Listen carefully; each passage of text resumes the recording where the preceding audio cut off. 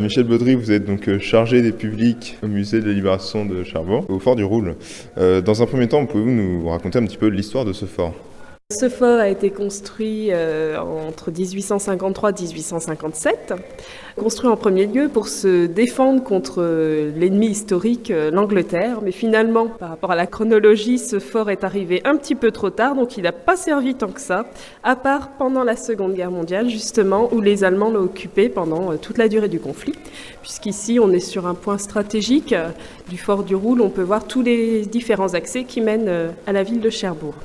Ensuite, après la Seconde Guerre mondiale, en 1954, s'est installé le musée de la guerre et de la libération. C'était son premier nom. Ce musée a encore changé en 1994. Il est devenu musée de la libération avec une nouvelle scénographie. En ce moment, donc, au musée de la Libération, c'est l'artiste anglaise Jackie Oliver qui expose son installation nommée D-Day 70 ou 70 en français. Pourriez-vous un peu nous présenter son œuvre ? Oui, alors Jackie Oliver est une artiste britannique.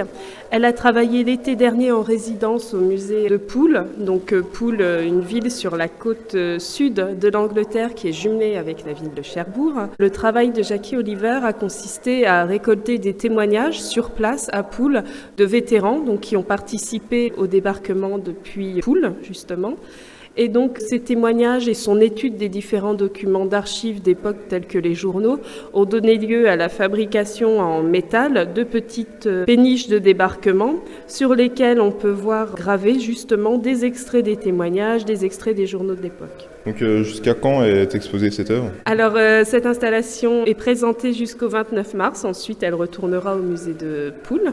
Est-ce qu'il y aura d'autres expositions un petit peu spéciales dans le courant de l'année 2015 au musée ? Oui, on a une exposition temporaire qui commencera le 8 mai et qui durera jusqu'au 29 novembre, donc qui sera intitulée Regards croisés, prisonniers ici et là-bas, et qui sera donc une exposition sonore à partir de témoignages d'anciens prisonniers de guerre normands en Allemagne, mais aussi d'anciens prisonniers de guerre allemands qui étaient en France, donc à partir de la Libération.